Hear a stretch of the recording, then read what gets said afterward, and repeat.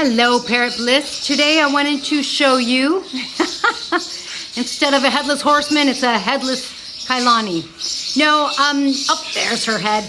I wanted to show you the perch that I made her and talk to you a little about making it and some details. And then, in case I forget, I'll give you a few more pictures and details when I write a blog, and I'll link to the blog down below. So, the idea to making this is, although her cage has a play stand, which is awesome, it's so big and it was really taking a lot of space in our home. So we kind of wanted to make a day space, which would be easier for me to clean and stuff. So my base is an umbrella stand.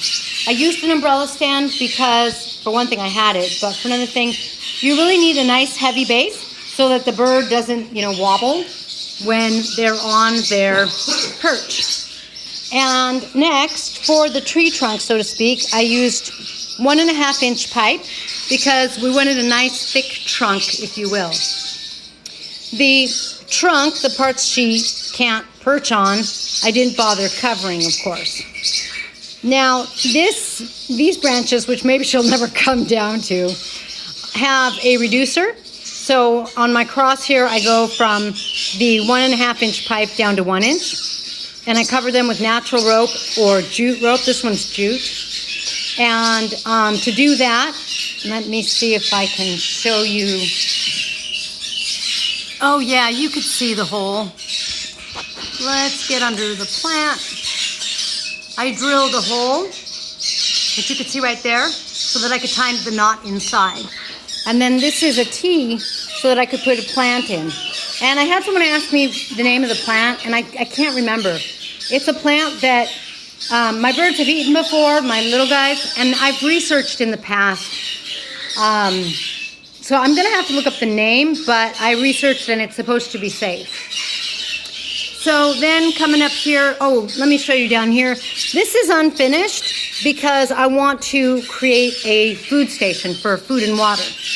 Then coming up here, we already have a poop to clean. I have another perch.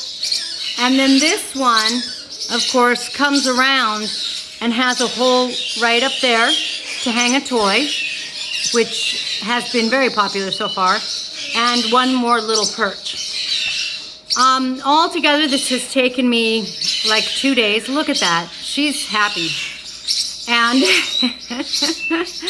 I hope it lasts longer than the toy, because the toy's already fading.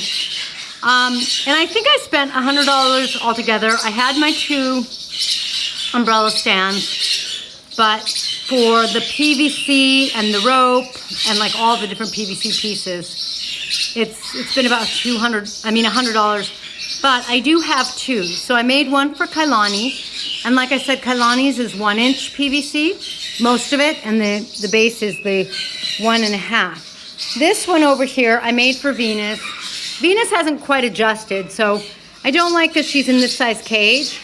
And so the idea was to have something for her to get to really stretch her wings during the day. During the night, I don't care because they sleep and, they're not as active. So I'm still letting her kind of get used to it, so I'll probably put it over here again. But again, same thing, umbrella stand, 1.5 inch pipe going to a cross and coming to a reducer. Again, this is gonna, I figured you do one step at a time. This is gonna be for food. And then this one also has the plant. And the idea is the T is open, so I could put any kind of enrichment, a branch, a plant. Sometimes, one time I got lucky and I found some like palm seeds or something, or I don't know, some sort, there's so many palms, I don't even know. A perch I screwed up, I glued the wrong side, so I gotta do my L here and finish that one. And then this one is also hanging for a toy, so there's a hole right there. Because Venus is an African gray and her feet are smaller, this PVC is 3/4 inch. You can see right there, 3/4 inch. And this one you could see, you could see the difference. This one's, the trunk is thicker. So she was on it and she wasn't doing too bad, but Kailani is adjusting more quickly. My Catalina macaw, and I think it's because she's younger. Parrots, you know, it always takes them a little while to get used to something new. So there's my homemade purchase. So it's like I wound up paying 50 bucks each. I'm thrilled because the design works really well for me, because it hits some of the things I really wanted it to hit. If they're out, we are fortunate enough to work at home. So like when they're at home, I really want them to be able to be out and kind of walk from one side to the other, but have their food, have something to play with, that kind of thing. I hope you like this video. If you love learning about parrots, please buy my book, The Parrot Bliss Bond, and hit the bell on YouTube so that YouTube notifies you, whether you're subscribed or not, so that it notifies you the next time we have a video on doing like everything you can to have that parrot bliss and have the best experience with your parrot possible. Oh, and now, you want to say hi? Hi. Oh, good girl. I just got joined by my Hans macaw. Here, do you wanna go on their perch? No? I can't get her to go on. Come here. Let's see if you like it. It's okay. Well, all right. Come here. All right. And please like and share. And then, here, go right there. Let's see if you like it. How are you doing? I'm doing good. How are you doing? Oh, there you go. There you go. And I will say this about the rope.